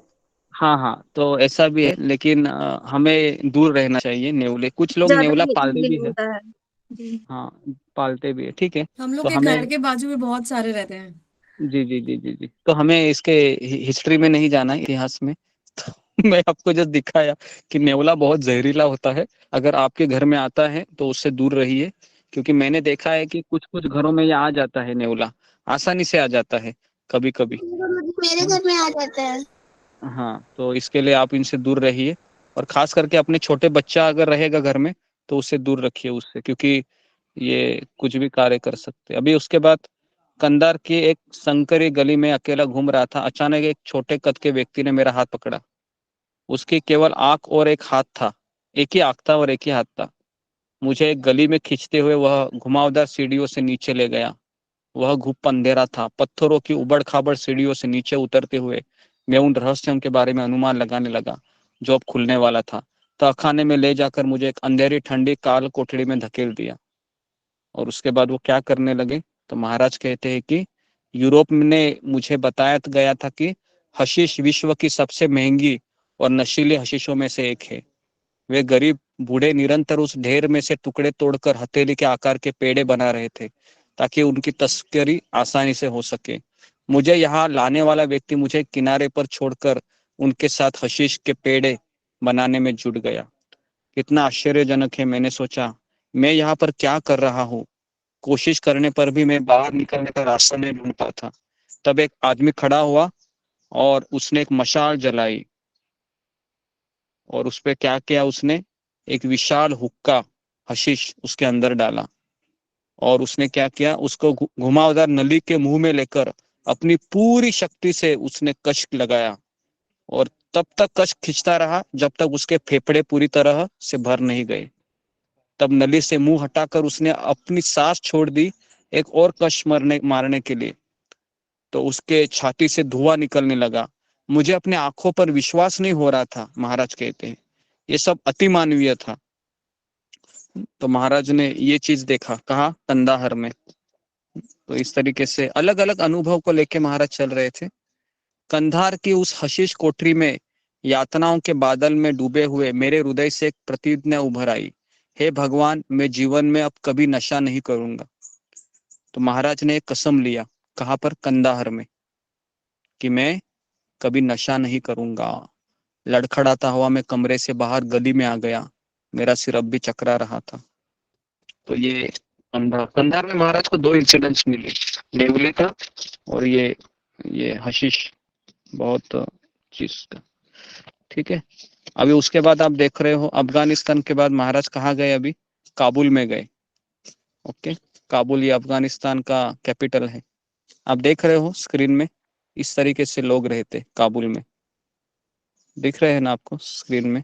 जी गुरुजी, जी गुरुजी दिख रहा है। हाँ, तो उनका घर भी देखो ऐसे रहते हैं। अगर आप एक अलग, क्योंकि मैं अलग अलग देशों में घुमा हूं तो मुझे पता है हर एक देश में अलग कल्चर है। उसके लोगों का रवैया अलग है, लोगों का खान पान अलग है, लोगों का टाइम पास करने का तरीका अलग है, सब अलग है। है ना। तो इस तरीके से महाराज काबुल में गए और महाराज सोच रहे थे कि ये जो काबुल है ना, तो काबुल से अभी मैं अकेला असहाय में सोचने लगा कि आगे कैसे जाऊं।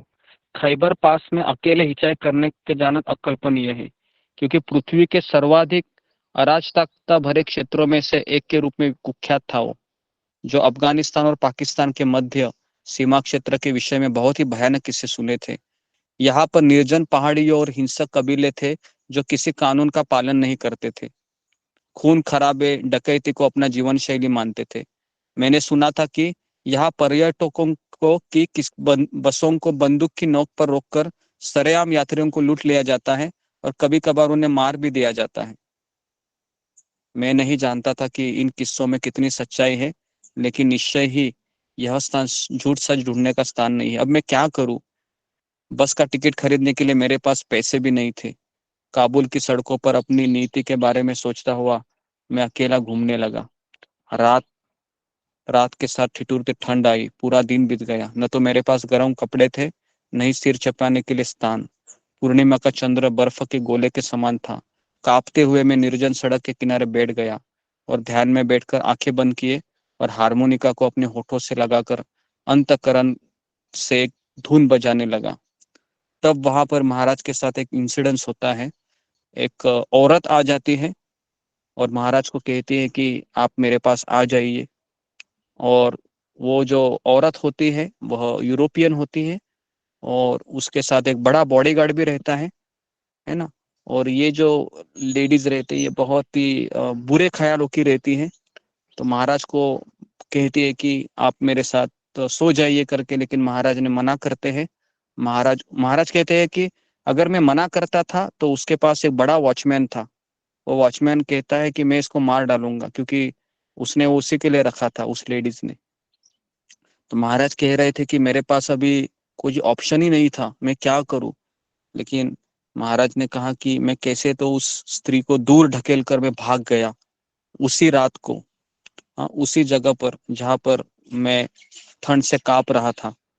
महाराज कह रहे थे कि ये सारे इंसिडेंट्स मेरे साथ हो रहे थे।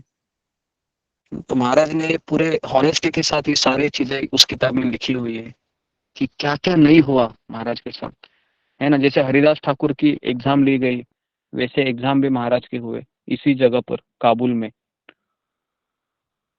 तो एक बार फिर मैं अकेला था, आधी रात को, बिना किसी ठौर ठिकाने के काबुल की सुनसान गलियों में घूमने पर मुझे लगा कि ठिठुरती रात जिससे मैं पहले डर रहा था, अब वही मुझे आश्रय प्रदान कर रही है। जो बर्फीला चांद मुझे हड्डियों तक कपा रहा था, अब ऐसी गर्माहट दे रहा था जो मेरे थके हुए मन को शांति प्रदान कर रही थी। दिशाहीन चलते हुए अब मैं स्वतंत्र था। काम भावना भगवान का उपहार हो सकती है, लेकिन जब यह हवस का रूप ले लेती है तो बुद्धि को हर लेती है। इस काम की पूर्ति के लिए लोग जघन्य कार्य करने के लिए इसके वशीभूत हो जाते हैं। जब काम भावना की पूर्ति नहीं होती तो लोगों का विवेक नष्ट हो जाता है। मैं सोचने लगा, सभी पंथों के इतिहास में ऐसे अनेक संत हुए जिन्होंने पवित्र भेंट के रूप में काम इच्छा का उपयोग करके आदर्श परिवारों का पालन पोषण किया है। लेकिन फिर क्यों उसी इतिहास में अनेक संतों ने ब्रह्मचार्य के व्रत का पालन किया। सोचते सोचते मैंने यहाँ पर प्रतिज्ञा लिया, मैं आजीवन ब्रह्मचार्य व्रत का पालन करूंगा। तो महाराज ने इस काबुल में, ये समझ में आया, ये महाराज ने यहाँ पर ये लिया, प्रतिज्ञा लिया कि मैं आजीवन ब्रह्मचार्य रहूंगा। तो आप सोच रहे हैं ये 4 नियम है ना, ये इस्कॉन में आने के पहले ही महाराज फॉलो कर रहे थे। हमारा क्या है, हम इस्कॉन में आने के बाद फॉलो करते हैं। लेकिन महाराज ने नशा का उधर छोड़ा काबुल में, और यहाँ पर कंदाहार में नहीं, काबुल में महाराज ने अभी ये ब्रह्मचार्य व्रत का प्रतिज्ञा लिया और कंदाहार में महाराज ने नशा न करने की प्रतिज्ञा लिया।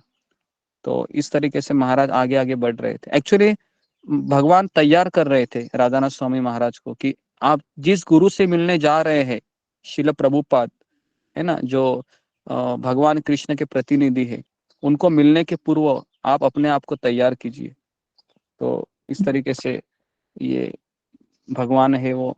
तो यहाँ पर इस तरीके से आप देख रहे हो, ये वो जगह है जहाँ पर लोगों को खुलेआम मारा जाता है और बस वालों, यहाँ पर बहुत आतंकवादी रहते हैं। यहाँ पर इसको कहते हैं खैबर खिंड। कितने लोगों ने सुना है ये खैबर खिंड करके एक जगह है जो अफगानिस्तान और पाकिस्तान के बीच में है, और यहाँ पर ऐसा जाने के लिए यही रोड का इस्तेमाल करना पड़ता है।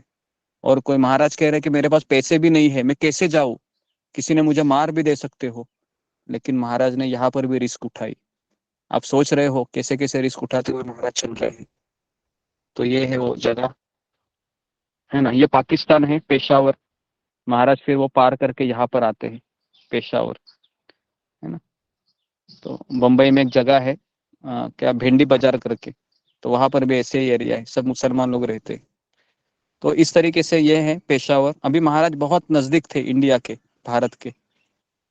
शाम को बस हमें पेशावर पाकिस्तान पहुंच दिया। उत्सुकतावश के फुटपाथ पर शांति से एक बैठी बूढ़ी औरत के पास आया।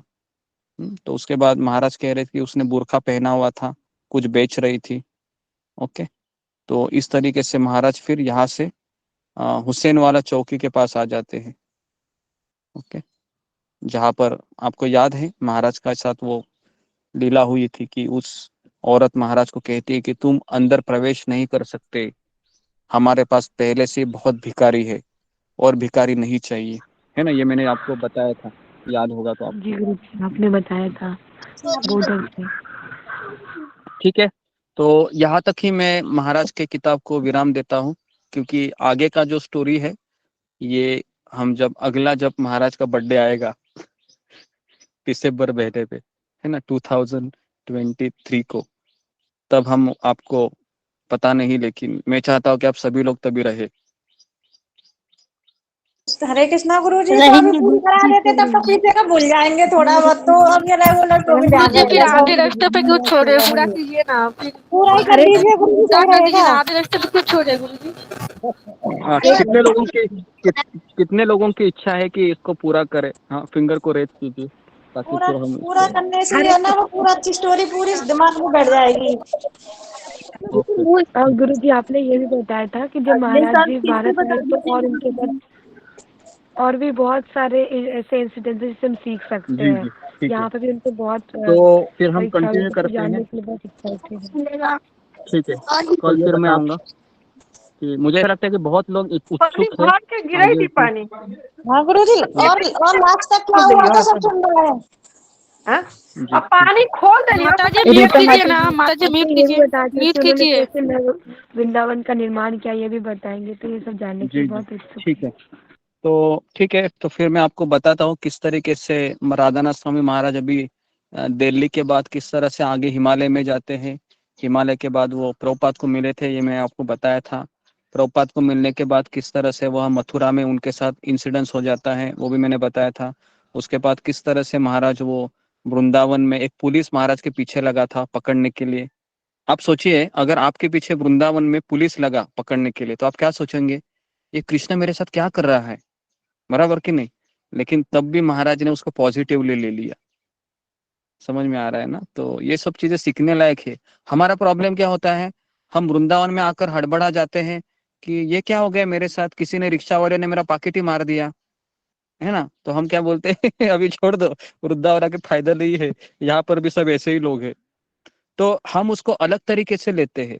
मैं सोचता हूँ कि आप इन चीजों से सीखिए कि देखिए, भगवान हमको परीक्षा लेके ये समझाते हैं कि आप क्या सोचते हो, क्या सोच है आपकी, क्योंकि ये सोच को ही भावना कहते हैं, और यही हम गीता में ले रहे हैं, बराबर है।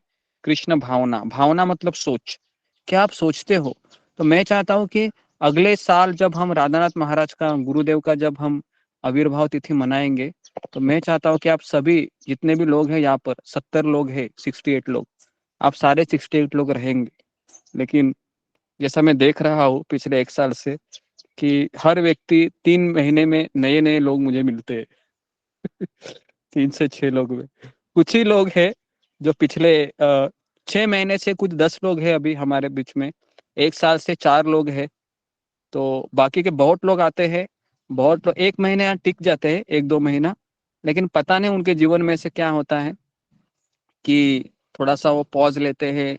मुझे ऐसा लगता है कि माया उनकी परीक्षा लेती है और फिर वह चले जाते हैं। तो मैं चाहता हूँ कि आप माया को ये अवसर मत दो, है ना। आप यहाँ पर जी आप आते रहिए। आशीर्वाद बना के रखिए सबके ऊपर, मैं आपको दूर रहे हमसे सबसे। जी जी। आप आशीर्वाद दीजिए सबको। मैं शीला प्रभुपाद का आशीर्वाद हम सबके पास है, तो मैं चाहता हूँ कि आप कदापि सत्संग को छोड़िए नहीं। देखो, सत्संग में आते रहिए। यहाँ पर मैं आपको सब सिखाने का सोच रहा हूँ। श्रीमद् भागवतम, चैतन्य चरितामृत, बृहद भागवतामृत, हमारे आचार्यों ने जितनी भी किताबें लिखी है, ताकि हम इस भक्ति को समझे। या आपको कोई सिखाने वाला अगर कोई मिलेगा तो आप वहां पर जा सकते, लेकिन मुझे ऐसा लगता नहीं कोई ऐसा सिखाने वाला अगर आपको मिलेगा ऑनलाइन, है ना, जो नहीं गुरु इस जी, तरीके कोई नहीं से। मिलेगा, ये संभव नहीं है मिलना। पहली बार तो हमने कहीं खोजने की कोशिश ही नहीं की थी, और एक ही बार में बस आप मिले हो, तो दूसरी ढूंढने की हम भी इच्छा भी कुछ नहीं है। कम्युनिटी से हैं गुरु जी, हम तो प्रार्थना जो कर रहे थे कुछ नहीं। हमें तो कोई जी और चाहिए ही नहीं, बस आप ही चाहिए। हमें कोई चाहिए नहीं, गुरुजी जैसे जैसे राधा सिखाएंगे कृष्ण जैसे को मिले रखेंगे थे, आप वैसे ही हमको रहेंगे। ऐसे ही मिले। सही बात बोले जसमीता सही माता जी। बोला माता जी आपने। जी ठीक सही है, बात बोले। तो अभी हम यहाँ पर रुकते हैं। तो कल हम क्या करेंगे, जो दिल्ली से हम आगे हिमालय की ओर जाएंगे, तो और फिर मैं 2 से 3 दिन में इसको, 3 से 4 दिन में हम इसको कंप्लीट करेंगे। तो आपको ये महाराज की कथा प्रेरणादायक लग रही है सबको? जी गुरु जी। जी गुरु जी। लग रही है। बहुत लग रही है पूरी बहुत लग गई है गुरु जी। हाँ बहुत प्रेरणादायक है गुरु जी, लेकिन है ना बहुत प्रेम बिजी रहते हैं कि याद नहीं कर पाते हैं, रिवीजन हिम्मत आती है नहीं कर बहुत। पाते हैं।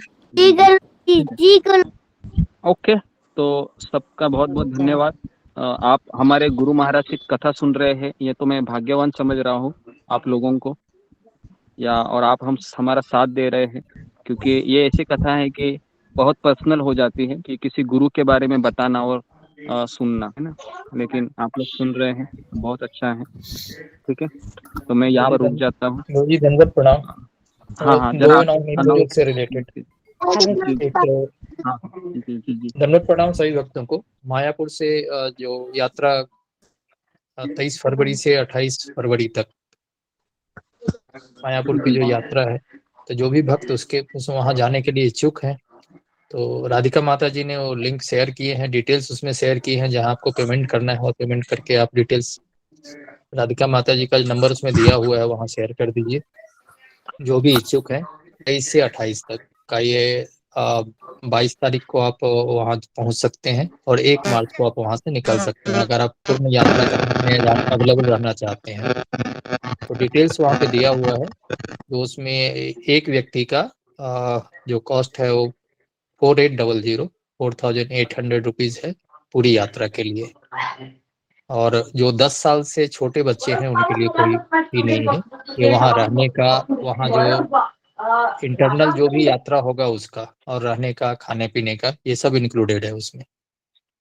तो आप लोग जो भी हैं तो अपना जल्दी से अपना उसमें नाम दीजिए, पेमेंट करके नाम राधिका माता जी को पेमेंट डिटेल्स के साथ भेज दीजिए। जी, कोई अगर 3 दिन के लिए आना चाहता है, ऐसे 3 दिन 4 दिन, है ना, अगर ऐसा कोई है तो भी हम सुविधा कर लेंगे, थोड़ा कॉस्ट भी कम हो जाएगा। लेकिन उसके लिए हमको प्राइवेट फिर अरेंजमेंट करनी होगी, क्योंकि ये पूरा यात्रा में कोई ऐसा हाफ डे का कोई ये नहीं है।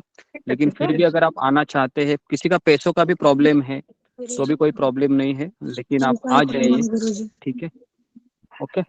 तो और अगर मायापुर में कैसे आना है, तो इसके 2 रास्ते हैं। एक रास्ता है कि हावड़ा से उतरकर आप क्या कीजिए, 4 घंटे का जर्नी है, ये एक रास्ता है। कोई बस से भी जा सकते हैं, नहीं तो हावड़ा से एक लोकल ट्रेन चलती है, उसका स्टेशन का नाम है विष्णुप्रिया। ये 2.5 घंटे का जर्नी है लोकल ट्रेन से, 2.5 से 3 घंटे का। और वहां से उतरकर आधा घंटा का जर्नी है, एक नौका से एक नदी, गंगा नदी को पार करना पड़ता है, उसके बाद फिर वो मायापुर आ जाता है। तो ऐसे 2 रास्ते हैं। लेकिन अगर किसी को कुछ प्रॉब्लम भी है तो भी हम ऐसा सोचे हैं कि 22 तारीख को हावड़ा में सभी लोग मिलेंगे और एक साथ ही मायापुर जाएंगे। जी गुरुजी, तो ये सबसे अच्छा है गुरुजी, क्योंकि हम अकेले आएंगे बहुत सुंदर तो ये रहेगा, समस्या ये ठीक खत्म हो रहेगा। जाएगी गुरुजी। गुरुजी वही ठीक रहेगा, मेरे साथ 22 साथ के में। हावड़ा से हावड़ा साथ का में ही ठीक है, लीजिए गुरुजी। तो हम सब लोग, जी हावड़ा का हाँ ही रखिए, क्योंकि अकेले फिर वो समस्या हो जाएगी, अकेले और अकेले। नहीं सब हम है ना, ठीक है। अब अकेले मत समझिए। तो हम जी, तो हम क्या करेंगे कि हम हावड़ा में ही मिलेंगे एक 22 तारीख को, कुछ हॉल्ट करेंगे जिसका ट्रेन ज्यादा आ रहा है। तो हम जी। मैक्सिमम हम 3 बजे 4 बजे तक हम रुकने का देखेंगे, क्योंकि वहां पर भी जाके हमको अकोमोडेशन का करना होगा उस रात का, तो थोड़ा सा हमको जल्दी पहुंचना भी जरूरी है। तो मैं चाहता हूँ कि आप दोपहर के पहले ही 22 तारीख को पहुंच जाइए, है ना। तो आप ट्रेन का रिजर्वेशन इसी प्रकार से कीजिए। तो मैं भी उधर ही रहूंगा, हावड़ा में ही, ठीक है, 22 तारीख को। तो फिर हम एक साथ ही कोई बस करेंगे, नहीं तो हम डिसाइड करेंगे कि लोकल ट्रेन से चलना है या कैसे चलना है, ठीक है। तो आप उसके लिए निश्चिंत रहिए, ठीक है। तो ओके, तो मैं यहाँ पर रुकता हूँ। हाँ जी, गुरुजी क्या हुआ? हाँ, एक कोस से हम तो सेवा जाके कर सकते हैं ना, कोई आवाज नहीं आ रहा है। आगे जाके गुरुजी के साथ सेवा भी तो कर सकते हैं कि इस बारे में सपोर्ट करने के लिए, जैसे सब तैयारी कर जी जी, सकते हैं पक्के के लिए। हाँ हाँ जी जी, हाँ मैं बताऊंगा तुमको, कुछ अगर करना है तो उधर ही। अगर कितने लोग वहां जी पर ही रहते हैं हावड़ा में? ऐसे कोई है हमारे पास रहने वाले? कोई हावड़ा में है? हावड़ा कोलकाता ऐसा कोई है? गुरुजी गुरुजी में हम लोग रहते हैं कोलकाता में। लेकिन अभी हाँ, तो कर्नाटक में हम कुछ रहेगा तो मैं आपसे संपर्क करूंगा। जी जी जी, ठीक है। तो मैं चाहता हूँ कि कौन कौन लेते हैं? हाँ, सुनील कुमार, ठीक प्लीज है, गुरुजी। मैं आपसे बात करता हूँ, ठीक है। ओके, तो बहुत बहुत धन्यवाद। हरे कृष्णा कृष्ण कृष्ण हरे हरे। प्रणाम हरे राम हरे राम सबको मेरा हरे राम हरे जी माता जी माता जी को सबको मेरा माता जी का मेरा दंडवत प्रणाम सभी भक्तों को। हरे कृष्णा गुरुजी। भक्तों हरे कृष्णा गुरुजी हरे कृष्ण सभी भक्तों को पंचांग प्रणाम। हरे कृष्णा माता जी पंचांग प्रणाम। सभी भक्तों को पंचांग प्रणाम। माता जी पंचांग हरे प्रणाम। कृष्णा माता जी, हरे कृष्णा प्रभु जी। हरे कृष्ण राधा माता जी पंचांग प्रणाम, सभी को मेरे प्रणाम। हरे कृष्ण हरे कृष्णा माता जी,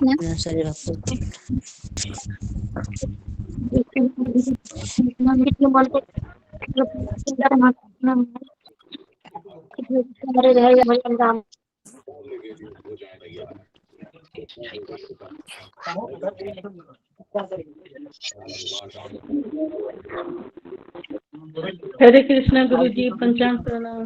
जी जी, हरे कृष्ण कृष्ण। हरे कृष्णा गुरुजी पंचांग प्रणाम। हरे कृष्णा गुरु दंडवत प्रणाम सभी भक्तों को। हरे कृष्णा कृष्ण कृष्ण हरे हरे, हरे राम राम राम हरे हरे। हरे कृष्ण कामनी माता जी। हरे कृष्णा माता जी, हरे कृष्णा माता जी।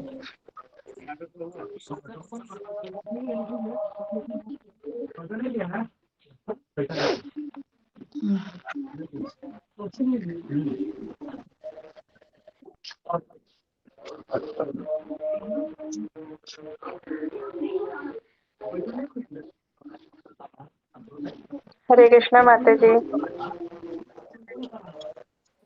हरे कृष्णा माता जी पंचांग। माता जी, मैं अपना नंबर इस ग्रुप में ऐड करवाना चाहती हूँ। मुझे कहीं से लिंक मिला था, तो कैसे ऐड होगा? माता जी आप राधिका दीजिएगा और वहाँ पे आप बोल दीजिएगा, तो वहाँ पे आपका माता जी, आपका आवाज कटिंग हो रहा है। जी आप इसमें ग्रुप में नंबर सेंड कीजिएगा और वहाँ पे लिखिएगा कि आपको ये नंबर ऐड कराना है, तो वहाँ पे कोई भी माता जी, आपका नंबर ऐड कर देगा। ग्रुप में अभी मैंने जस्ट लिख के भेजा है मेरा नंबर, क्या अब हो जाएगा? माता जी आपने ग्रुप में भेजा है कि यहाँ पे मीटिंग में भेजा है? मीटिंग में भेजा है अभी। ग्रुप में भेजिए। आप कौन से ग्रुप में ऐड है? आप स्पिरिचुअल काउंसलिंग ग्रुप में ऐड है या फिर गुरुजी के नाम से जय गोपाल दास रिकॉर्डिंग ग्रुप है उसमें ऐड है? माता जी, मैं किसी भी ग्रुप में ऐड नहीं हूँ, मेरे पास लिंक फॉरवर्ड हुआ है, मेरी फ्रेंड ने किया है। अच्छा माता जी, आप अभी ऐड नहीं है तो एक मिनट रुकिए।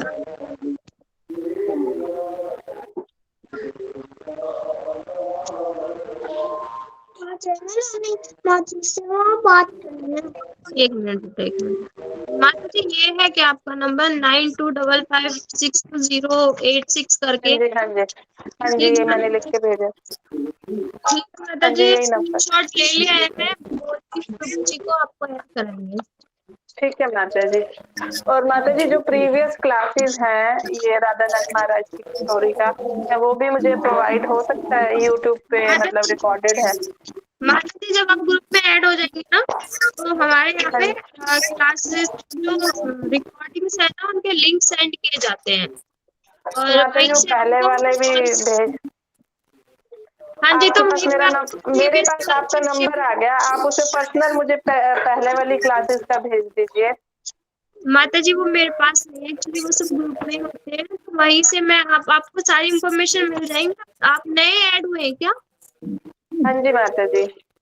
हाँ जी माता जी तो आपको वहीं से सारी इन्फॉर्मेशन मिल जाएगी। आपको जैसे आप ग्रुप में ऐड होंगे ना तो आपके पास प्रीवियस क्लास के सारे लिंक और पर्सनली एक प्ले लिस्ट जो है वो भी आपको सेंड कर देंगे। वहाँ पे राधिका माता जी को बोलते हैं तो आपके पास में आपको माता जी ये कहाँ से क्लासेस होती हैं, थोड़ा सा बताएंगे मुझे? जी क्या बोला आपने? कहाँ से होती है, मतलब बॉम्बे से होती है, कहाँ से क्लासेस हो रही हैं? ये क्लासेस मुंबई से होती है, हमारे न्यू वृंदावन इको विलेज में हमारे गुरुजी रहते हैं तो वहीं अच्छा से अच्छा। वो ये हमारी ऑनलाइन लाइव क्लासेस चलती हैं और ओके रिकॉर्ड ओके। होती है। जो डिवोटीज वर्क करते हैं टाइम से ज्वाइन नहीं कर पाते तो उनके लिए रिकॉर्डिंग की जाती है, फिर रिकॉर्डिंग के जो लिंक हैं वो सेंड किए जाते हैं यूट्यूब पर वो आपको सारी हाँ क्लासेस मिल जाएंगी। ठीक है माता जी, बहुत हेल्पफुल होगा मेरे लिए अगर आप ये करवा देंगे तो। जी ये तो हमारा फर्ज है, हमारा फर्ज है सब बी डिवोटीज की हेल्प करना। थैंक यू माता जी। आपको मैं कुछ सुनना जानकारी चाहती हूँ। चाहिए तो आप पूछ सकते हैं बेझिझक, कोई प्रॉब्लम नहीं है, खुशी होगी हमें। हाँ माता जी, मैं हरियाणा से बोल रही हूँ। जी हरियाणा के अंदर हिसार सिटी है, वहाँ पे इस्कॉन सेंटर हिसार चलाते हैं हम। जी जी। तो ये परम पूजनीय गोपाल कृष्ण गोस्वामी महाराज जी से हम जुड़े हुए हैं। जी तो मैं राधानाथ महाराज जी को जानना चाहती हूँ, बड़े मेरी तमन्ना थी और अचानक ही मेरे पास लिंक आया ये कहीं से। मैं जी जी 2-3 क्लासेस सुन चुकी हूँ तो मेरा मन है कि मैं सारा कुछ जानूं, तो मुझे क्लासेस चाहिए थी। माता जी आप मतलब कि स्पेशली सिर्फ राधानाथ स्वामी जी के बारे में जानने के लिए जुड़े हैं या फिर आप ग्रुप से मतलब हमारी जो ग्रुप है उसी से जुड़े हैं? माता जी मुझे आपके ग्रुप का कुछ नहीं पता कि क्या चलता है क्या नहीं। मेनली तो भक्ति इंक्रीज होता है, कहीं से भी जुड़ जाओ, इस फोन का टारगेट तो यही है। लेकिन जी अभी फिलहाल मैंने क्लास राधानाथ महाराज जी का सुना तो इसी को भी जानना चाहती हूँ, और मुझे नहीं पता ग्रुप में क्या एक्टिविटीज होती हैं क्या नहीं होता आपके। माता जी हमारे ग्रुप में 3 क्लास हमारे जो गुरुजी ना में 3 क्लासेस देते हैं, एक सुबह 4 से और वो डिपेंड करता है कि कौन कितने समय तक 16 माला कर लेता है उस हिसाब से चलती है, पर मैक्सिमम 7 बजे तक चलती है जिसमें हमारा 15 मिनट का जपा टॉक चलता है। गुरुजी हमें जपा टॉक में मतलब बताते हैं कुछ इंपॉर्टेंट चीजें जिससे हमारे कुछ क्वेश्चंस होते हैं उनके आंसर्स मिल जाते हैं खुद ही। उसके बाद हमारा ये क्लास होता है 9 से 10:30 का, 10:15 के बीच में और इसके बाद हमारा 2:45 से क्लास होगा 4:15 तक जिसमें 2:45 से भागवत गीता पढ़ाई जाती है। और इस वाली 9 वाली क्लासेस में हमें आचार्यों के बारे में और उनसे रिलेटेबल जो बुक्स होती हैं वो पढ़ाई जाती है। जैसे हमें आईजीटी कोर्स भी कराया गया है और जब मैं ऐड हुई थी तब भक्ति रस सिंधु नाम की किताब चल रही थी। उसके बाद गुरु पुराण पढ़ाया गया और उसके बाद प्रभुपाद जी लीलामृत, प्रभुपाद जी की जो लीलामृत है वो पढ़ाई जा रही है और अभी राधानाथ स्वामी जी की बुक पढ़ाई जा रही है। और जो हमारी 2:45 से क्लासेस होंगी ना उसमें भागवतम पढ़ाई जा रही है, हमें जो गीता है हमारी वो पढ़ाई जा रही है। तो ये ओके सब हम कोई ना पढ़ते माता जी, हैं। आप ऐड करवा दीजिए मेरे से, जैसे पॉसिबल हो पाया, जैसे मेरा मतलब काम है उसके अकॉर्डिंग मैं ज्वाइन कर लूंगी। जी माता जी कोई प्रॉब्लम नहीं है, आपको लिंक भी मिल जाएंगे अगर आप नहीं ज्वाइन कर पाती हैं तो आप फिर हाँ माता जी, हाँ माता जी यदि लिंक मिल जाते हैं तो बहुत कंफर्टेबल होगा, क्योंकि टाइम थोड़ा सा नहीं सूट कर पाएगा मुझे। हाँ जी बहुत सारे डिवोटीज हमारे जो नहीं ज्वाइन कर पाते हैं, कभी मॉर्निंग में कभी इवनिंग में नहीं कर पाते तो सब रिकॉर्डिंग ही सुनते हैं माता जी। ठीक है माता जी, आप बहुत बहुत धन्यवाद, आप करवा दीजिए मेरा नंबर। ओके माता जी, हरे कृष्णा। हरे कृष्ण।